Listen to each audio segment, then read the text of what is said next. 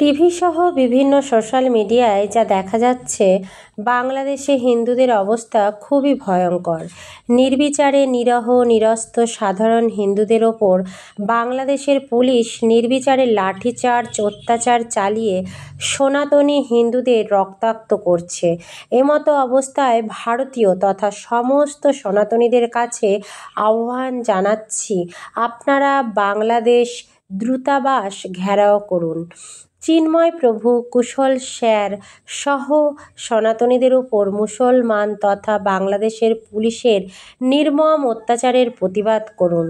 ঘটে চলা সনাতনীদের উপর মুসোদের এই অত্যাচার গ্রেট ক্যালকাটা কিলিং অথবা নোয়াখালীতে ঘটা হিন্দু নিধন যজ্ঞ অপেক্ষা কোনো অংশে কম নয়। সতর্ক হন, মুসোদের কোনো মতেই বিশ্বাস করবেন না।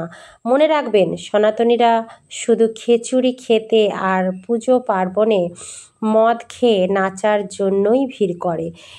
এই বদনাম ঘোচানোর দায়িত্ব আমার, আপনার তথা সকল হিন্দু হিতাকাঙ্ক্ষীদের। সবাই হ্যাশট্যাগ দিয়ে পোস্ট করুন, চিন্ময় প্রভুর নিঃশর্ত মুক্তি চাই।